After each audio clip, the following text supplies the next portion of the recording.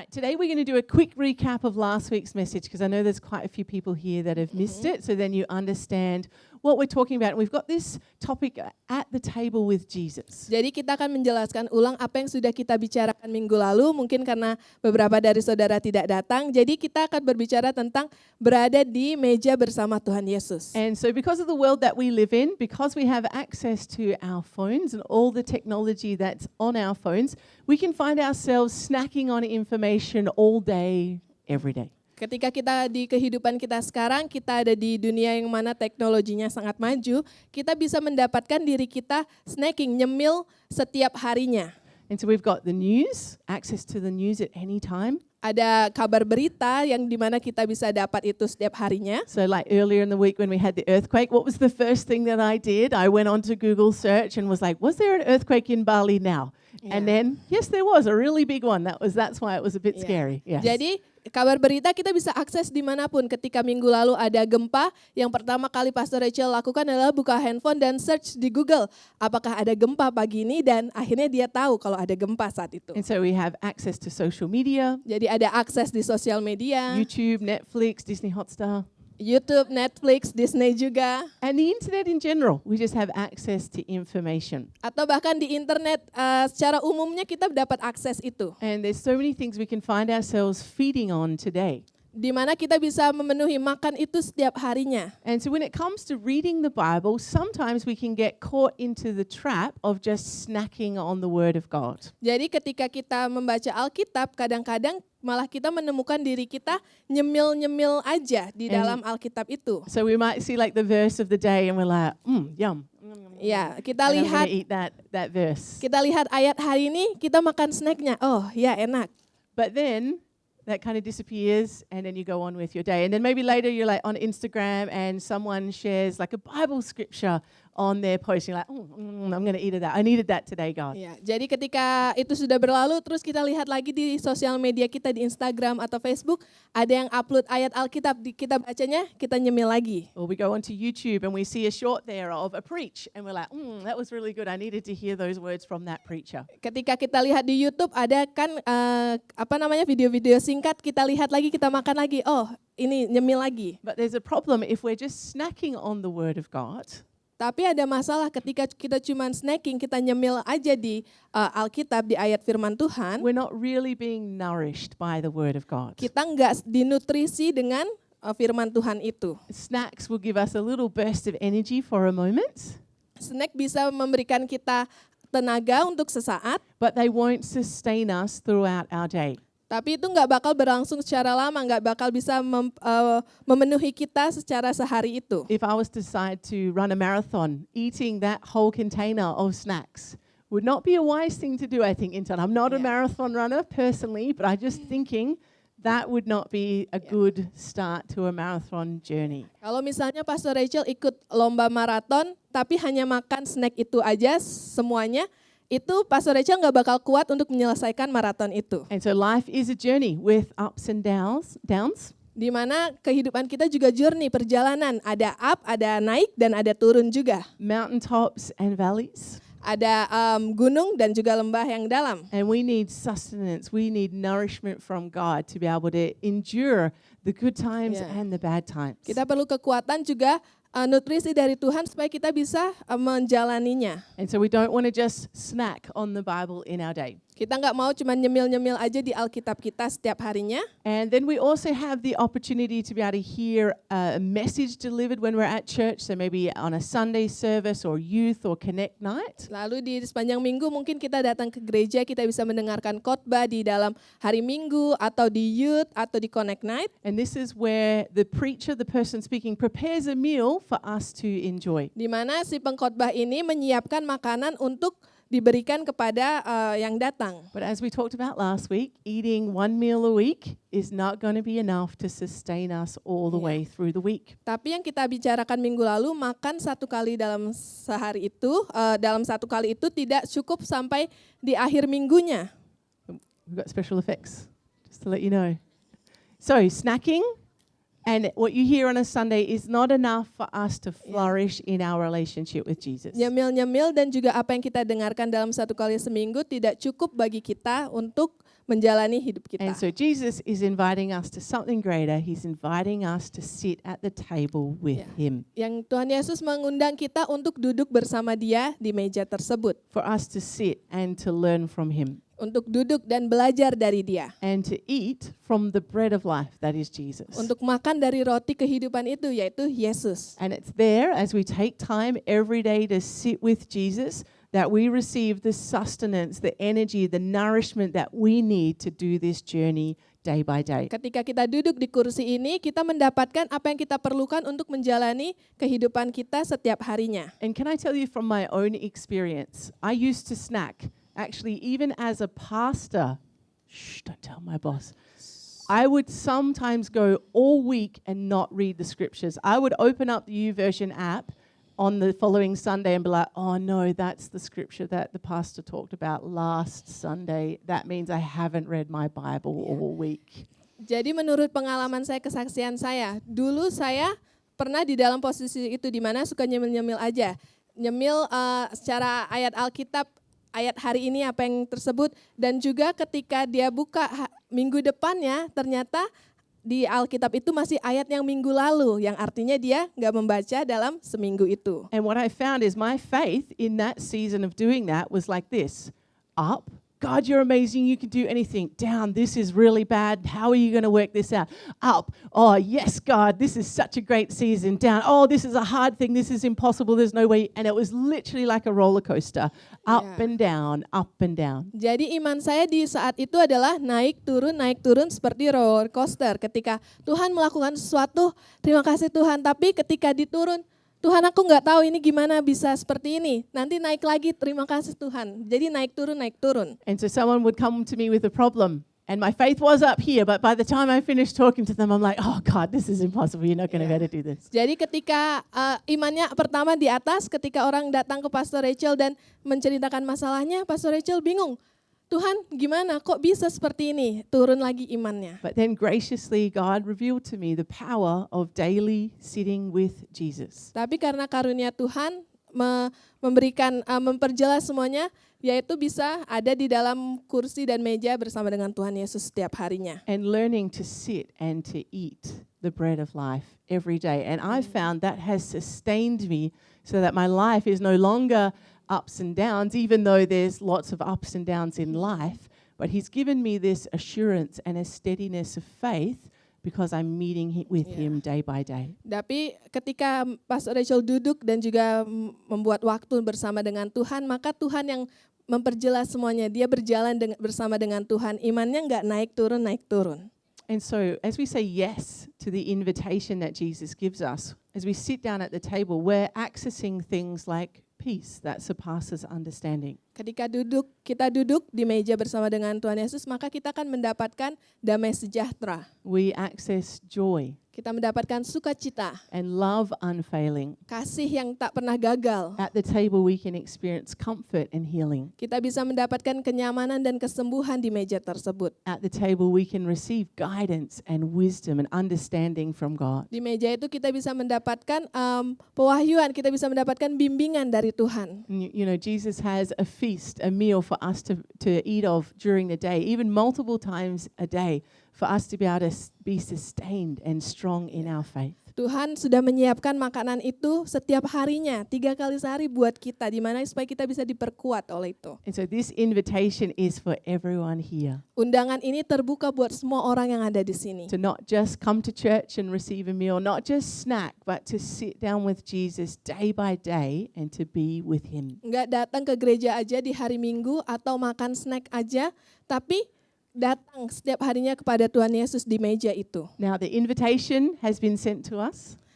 Undangannya sudah dikirim ke kita. Yesterday we went to a wedding, and if you go to a wedding, there's an invitation that gets sent to you, unless you like gate crashing, which you might not have a wedding invitation. But usually you have an invitation, and that gives you permission to attend the wedding. Kemarin Pastor Rachel datang ke sebuah pernikahan. Ketika kita datang ke pernikahan harus ada undangan. Ketika ada undangannya kita bisa masuk ke dalam pernikahan And tersebut. so when we receive that invitation, what do we have to do? We have to accept it. Ketika kita menerima undangan itu, apa yang perlu kita lakukan? Yes, I will attend.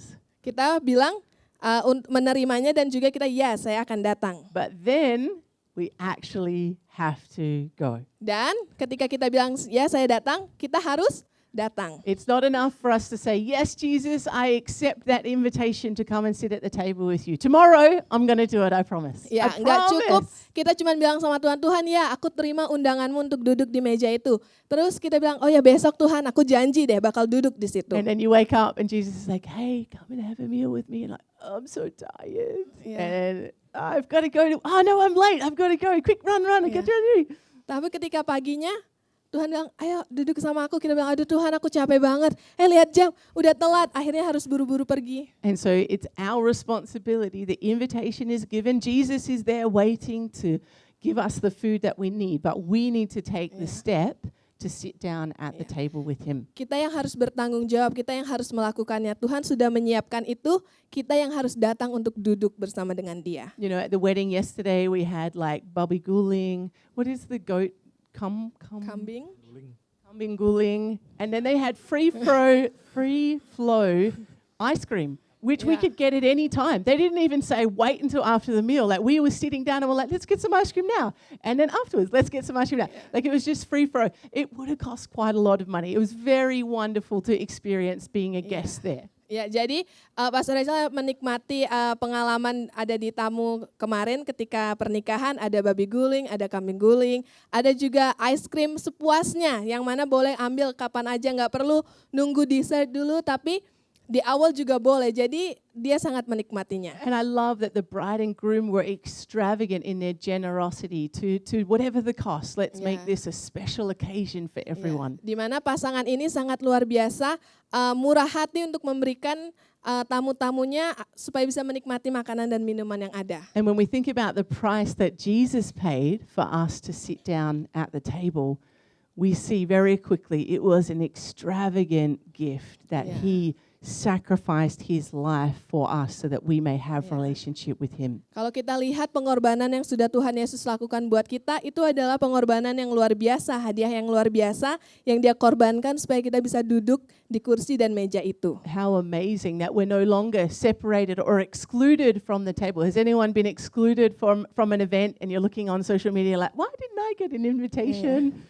Kita nggak dipisahkan lagi, kita di tempat yang sama. Siapa yang pernah punya pengalaman nggak diundang ke dalam sebuah acara? Pasti rasanya sedih kan? But he graciously welcomes us in as a free gift to sit at the table, be in relationship with him. Ya, dia welcome kita untuk duduk bersama dengan dia.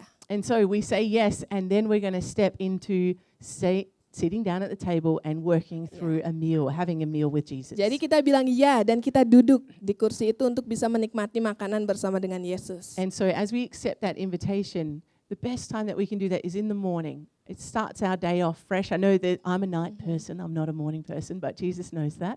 And he's going to accept my tired, grumpy face and the eyes are half open. Like he's okay with that. It's like, Rach, cool, just come and sit down and eat a meal with Ya. me. Jadi waktu yang terbaik adalah di pagi hari ketika kita baru bangun karena untuk memulai hari kita. Now there's some different people in the room who gets up like an hour earlier than they need to, takes their time, has a slow breakfast, a coffee, prepares clothes, takes a while to prepare the clothes, do your hair. Anyone like that? in Siapa the yang room? biasanya bangun lebih awal untuk mempersiapkan sehari-harinya? Anyone like me who like leaves the bare minimum amount of time? Before I was married and children, that's Yeah. changed everything. But it's like 10 minutes. I could go 5 if you really needed to me, if I didn't have to eat, or I could just grab something on the run and eat it in the car on the way. But like I'm like 5 minutes, that's all I need. Put the clothes on, out the door, basically. Atau ada yang seperti Pastor Rachel sebelumnya, 5 menit sebelum acara, sebelum pergi, bukan sebelum acara, sebelum pergi baru siap-siap, langsung ambil makanannya, langsung pergi. Okay, so anyway, fellow people like that. Siapa yang seperti Pastor Rachel yang nggak perlu Yeah. waktu And the banyak-banyak? thing that happens is that the one that wants to get ready quickly marries the person that's happy to take an hour, Iya. and then that's where there's tension. But Yeah. that doesn't happen in our household, Iya, not at all. enggak. Awesome.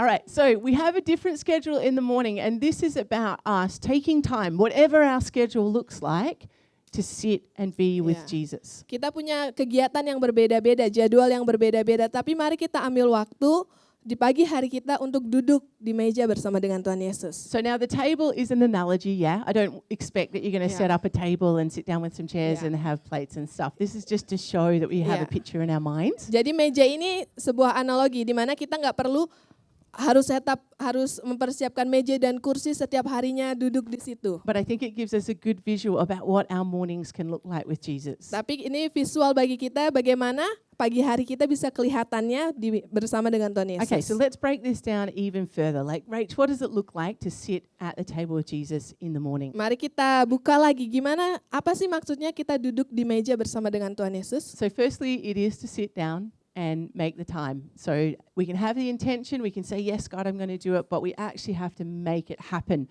And sometimes life can get busy, things happen, but it's like this determination, no, I'm going to take this time to be with Jesus. Ya, kita melakukannya, duduk di meja itu, di kursi itu bersama dengan Tuhan Yesus. It might be 5 minutes, it might be 15 minutes, it could be 60 minutes. That's up to you and your season and where you're at, but it's a time frame where you can sit down and be still with God. Di mana ada jangka waktu mungkin 5 menit, 10 menit, 15 menit, atau 60 menit, tergantung kitanya untuk duduk bersama dengan Tuhan Yesus. And so then you've got to be intentional to sit down at the chair. Kita harus sungguh-sungguh untuk duduk di kursi ini. Terima kasih. There we go. We're going to be purposeful and intentional about making space to be with Jesus. Kita harus penuh dengan tujuan dan bersungguh-sungguh untuk membuat waktu untuk duduk bersama dengan Tuhan Yesus. And so this might mean waking up a little bit earlier Mungkin perlu untuk bangun lebih pagi dari biasanya. and also going to bed a bit earlier as well, because that Dan- really helps getting up early in the Ya, morning. dan juga tidur lebih awal supaya bisa bangun lebih awal. It might mean setting an alarm Atau membuat alarm. and then choosing a space to sit each day, that's my space that I'm going to spend time with Jesus. Dan memilih di mana saya mau duduk untuk untuk bersama dengan Tuhan Yesus setiap harinya. Now, don't choose your bed lying down, because we all know what happens when we choose that location to do prayer. Sleeping is what happens usually. Ya, jangan memilih tempat tidur lalu berbaring karena kita tahu apa yang akan terjadi. So you might just have a cushion or a pillow at the side wall of your cot, and that's the space that you sit with Jesus. You might not even have a physical chair, but I think there's something about sitting, because you're ready to engage, you're ready, you're not sleeping, and you're ready to receive what God has for you. Ya, kita pilih tempat di mana kita bisa duduk dan kita bisa meluangkan waktu kita bersama dengan Tuhan Yesus. Okay, so then you sit down. You're like, cool, I've made the space, I've got my Bible here, I'm ready to hear the word of God, I'm ready to receive from Jesus, to eat the bread of life.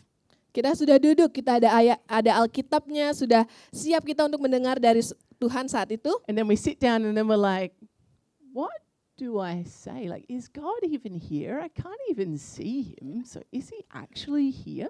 Terus kita duduk, terus kita bingung, apa yang harus aku katakan? Apakah Tuhan benar-benar ada? Apa Tuhan benar mendengarkan saya? And so actually having a physical meal, that's easy. But when you've got to sit down in faith and believe God is there, Jesus is there having a meal with you, that's not easy, but that's the faith journey. Ya, ketika kita duduk, kita makan dengan orang, kita tahu itu mudah. Tapi ketika bersama dengan Tuhan Yesus, sulit. Karena mungkin kita nggak bisa melihatnya. Maka itu memerlukan iman. And so we need to make the decision to sit and to talk with him. Kita perlu duduk dan kita buat keputusan untuk berbicara dengan dia. But sometimes it is hard to know. What do we say? Mungkin sulit buat kita, apa yang harus saya katakan? And also what happens is that sometimes our sin stops us from communicating, because we come in with the shame of what we've done, and then that's sort of like we're a bit shy, a bit ashamed to talk with God. Dan apa yang terjadi, kadang dosa kita berusaha membuat kita, rasa bersalah kita dan dosa kita buat kita sulit untuk berbicara sama Tuhan. Kita merasa malu untuk datang kepada Tuhan. Now, I know it's a graphic image, but I feel like I need to just help you understand. Rafi is 2 years old. He's still wearing nappies. If he does a poo, and then I ask him to come and sit down to eat, he won't do it, because he's going to sit down in the poo. Don't picture that for too long, but I just need you to get this just for a second, just for a Ya. second. Jadi jangan dipikirkan terlalu lama, tapi anak Pastor Rachel namanya Raffi, umur 2 tahun, ketika dia BAB, Pastor Rachel suruh dia untuk duduk, dan bersama dengan dia pasti Rafael nggak mau, karena nggak enak, So he nggak needs suka. food, he's hungry, and sometimes hangry, like angry and hungry at the same time, But he just can't do it because there's mess in his life that needs cleaning Ya. up. Walaupun dia lapar, dia marah, dia capek, tapi kalau itu nggak dibersihkan, dia nggak mau. And the thing that Rafi doesn't realize is that I have the power to clean up his mess. Like he just needs to let me do it, and 20 seconds is probably all I need, and we're ready to go. Ya, dan Raffi tahu kalau mamanya bisa membersihkan itu. And so it's the same with us. Never, ever, ever let sin stop you from sitting at the table with Jesus. Dan sama seperti kita, jangan pernah biarkan dosa itu men-stop kita untuk duduk bersama dengan Tuhan Yesus. As you read the account of Jesus' life, he sat with sinners all the time. In fact, he got criticized because he sat with sinners so often. Ya, kalau kita lihat di cerita Alkitab, Tuhan Yesus duduk bersama orang-orang berdosa. Bahkan dia sering dikritik karena dia duduk bersama dengan orang berdosa. And so do not let your mistakes stop you from sitting with Jesus. He already knows what you've done. So there's no point hiding. There's no point running. He already knows. Just bring your mess to him and he can clean you up in just 20 seconds. No, maybe not that short, but... Ya. Jadi jangan biarkan dosa itu stop kita untuk datang kepada Tuhan. Karena dia sudah tahu nggak ada yang perlu kita sembunyikan lagi. At the table there is grace, there is mercy, and there's forgiveness. Jadi di meja itu ada kasih karunia, ada juga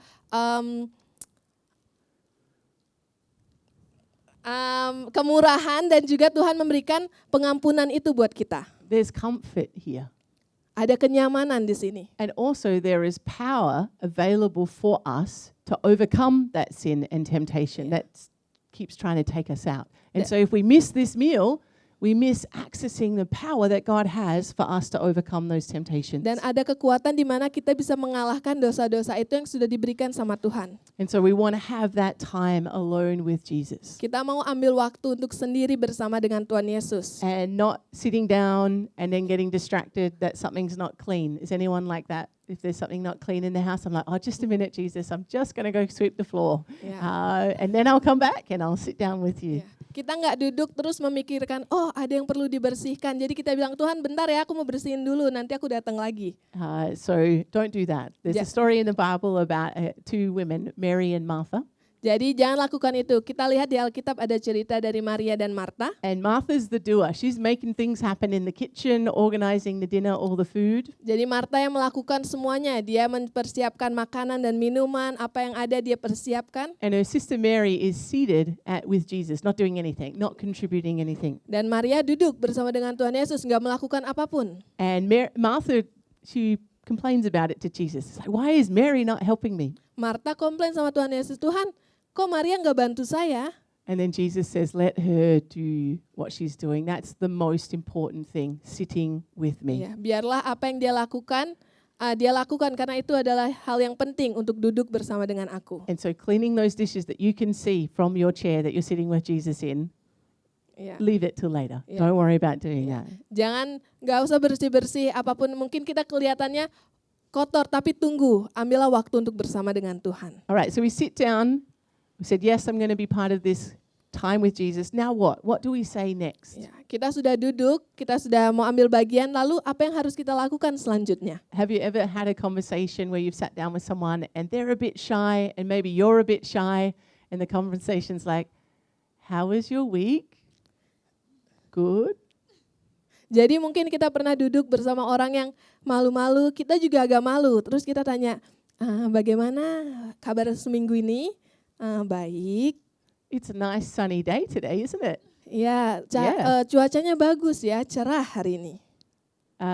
Did you feel the earthquake the other night? Kamu ngerasain gempanya nggak kemarin? Yeah, it was a big one. Oh ya, besar. Ya. Good chat, yeah, good chat. Ya. Okay, goodbye. Ya, cerita bagus ya, udahlah ya, bye, sampai jumpa. And sometimes when we sit down with Jesus, it can feel that way. We're kind of like, how are you today, God? Can I ask God how he is? Probably a lot happening. Ya, mungkin setiap waktu kita ngomong sama Tuhan, kita seperti itu, kita bingung, oh Tuhan apa kabar? Oh, Tuhan kan melakukan banyak how hal. do you start a conversation with the God of the universe? Bagaimana caranya kita memulai perbincangan dengan Tuhan semesta kita? And what I love is that Jesus instructs us how to do that. Yang kita tahu adalah Tuhan menginstruksikannya bagaimana caranya. This week in Connect Night in the discipleship group, we looked at the Lord's Prayer and we noticed a key thing that actually prayer is to start with a place of worship and honoring God. Kita lihat di Connect Night di mana kita di doa dan puasa, kita tahu doa Bapa kami di mana itu dimulai dengan memberikan pujian kepada Tuhan. And this is like, yeah, I know that, Rach. Yeah.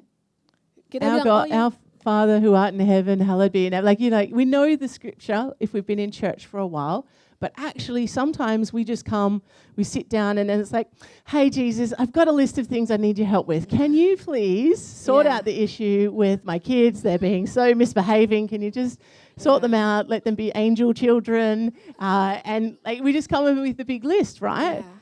But actually, worship is not just for Sunday. Worship is for every day. ya, di mana kita tahu doa Bapa kami, kita dimulai dengan memuji Tuhan dan kadang ketika kita datang duduk, kita langsung berikan list-list doa kita, Tuhan aku mau yang ini, lakukan yang ini, tolong yang ini. Kita lupa kalau kita belum memuji Tuhan dan memuji Tuhan gak cuma di ibadah hari Minggu saja. And so David, one of the key characters in the Old Testament, who was known for being a friend of God, having a heart after God, he sings or wrote this psalm, Psalm 100. Jadi kalau kita lihat, Daud adalah temannya Tuhan di mana dia menuliskan ayat ini. Shout for joy to the Lord, all the earth. Worship the Lord with gladness. Come before him with joyful songs. Know that the Lord is God. It is he who made us and we are his. We are his people, the sheep of his pasture. Enter his gates with thanksgiving and his courts with praise. Give thanks to him and praise his name, for the Lord is good and his love endures forever. His faithfulness continues through all generations. Di Mazmur 100 ayat 1 sampai 5, Mazmur untuk korban syukur. Bersorak-soraklah bagi Tuhan, hai seluruh bumi. Beribadalah kepada Tuhan dengan sukacita, datanglah ke hadapannya dengan sorak-sorai. Ketahuilah bahwa Tuhanlah Allah, dialah yang menjadikan kita dan punya dialah kita, umatnya dan kawanan domba gembalaannya. Masuklah melalui pintu gerbangnya dengan nyanyian syukur, ke dalam pelatarannya dengan puji-pujian, bersyukurlah kepadanya dan pujilah namanya. Sebab Tuhan itu baik, kasih setianya untuk selama-lamanya dan kesetiaannya tetap turun-temurun. And so we can enter into the table, sit down at the table with thanksgiving and praise as our starting point in our Yeah. conversation with Jesus. Kita bisa duduk, kita bisa mulai dengan pujian dan penyembahan kita kepada Tuhan. Now, Emmanuel and I had our first date night since we've had kids the other day. And as we sit down for dinner, Emmanuel could begin the meal with, hey babe, you're looking exceptionally beautiful tonight. Jadi setelah sekian lama Pastor Rachel nggak pernah keluar berdua saja dengan Pastor Immanuel, akhirnya mereka memiliki waktu untuk keluar berdua dan Pastor Immanuel mulai dengan, Pastor Rachel kamu kelihatannya sangat cantik malam ini. Your hair looks beautiful. Rambutnya cantik sekali, indah. You smell like a bouquet of flowers. Wanginya seperti kumpulan bunga-bunga. In fact, here's some flowers that I bought for you. Ini ada bunga yang saya bawakan buat And let me kamu. tell you, Emmanuel would have my attention and my affection Jadi at that moment. saat itu Pastor Immanuel mendapatkan perhatiannya dan kasih sayangnya dari Pastor Rachel. But if instead he sat down and we're going to start with our meal, he says, oh babe, you look nice. What do you want to order? Tapi Then that probably might not go so well. Iya. Tapi kalau misalnya Pastor Immanuel duduk dan, oh kamu cantik sekali hari ini, kita order apa ya? Pasti nggak berjalan dengan lancar. Worship takes time Penyembahan, pujian memerlukan waktu. and we can't rush it. Kita nggak bisa cepat-cepat. But that's part of our offering to God. Tapi itu adalah waktu di mana kita harus ambil untuk menyembah Dia. You know, there's another lady in the Bible who had an encounter with Jesus when Jesus was sitting at a home having a meal with some people. Jadi ada lagi cerita di Alkitab di mana perempuan ini datang kepada Tuhan Yesus ketika Yesus sedang makan. And what she had was a jar of very expensive perfume. Now, this isn't very expensive perfume. It's just for illustration purposes. But she was holding a jar of expensive perfume. Di mana dia membawa buli-buli minyak wangi seperti ini yang mahal dibawa kepada Tuhan Yesus. And she broke the jar. Dia memecahkan jar itu. And just picture this, like picture someone breaking this jar and then pouring it. She poured it on Jesus' head. Jadi Kalau kita lihat itu dipecahkan lalu minyaknya diberikan kepada Tuhan Yesus, mengalir di kepalanya Tuhan Yesus. Now, if you were watching this unfold, you'd go, "Whoa, that's a bit out there." Kalau kita nonton, kita mungkin agak aneh ya. And we could probably go to a critical place pretty quickly, yeah, if we saw someone Yeah. do that. Kalau kita lihat itu mungkin kita bisa langsung masuk ke secara kritikal kalau kita melihatnya. And yet she made the decision to break open this expensive oil perfume to then anoint Jesus' head. Jadi dia tetap mecahkan minyak itu dan diberikannya kepada Tuhan Yesus. And people were criticizing, you could have used that money to go towards helping the poor.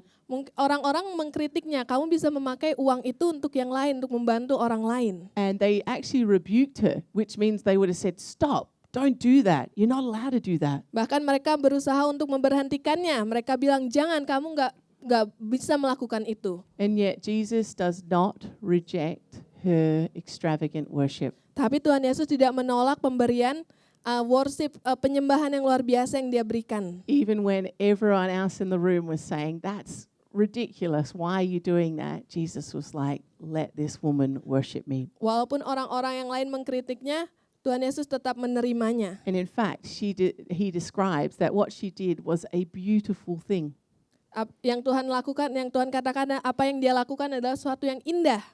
And then Jesus goes on to say that truly what this lady has done will be shared for everyone that hears across the world. Ya, jadi Tuhan bahkan bilang, apa yang perempuan ini lakukan akan diberitakan sepanjang waktu. And here we are, 2,000 years later, still talking about this lady's sacrifice, her extravagant worship to God. Di mana kita sekarang 2000 tahun kemudian kita masih membicarakan pemberian yang luar biasa yang diberikan oleh wanita ini. So as we sit down and we have our time with Jesus, that entry point is worship, thanksgiving, praise. Jadi ketika kita duduk bersama dengan Tuhan, yang pertama kita lakukan adalah memuji Dia, menyembah Dia. But what I want to encourage you today is let your worship cost you something.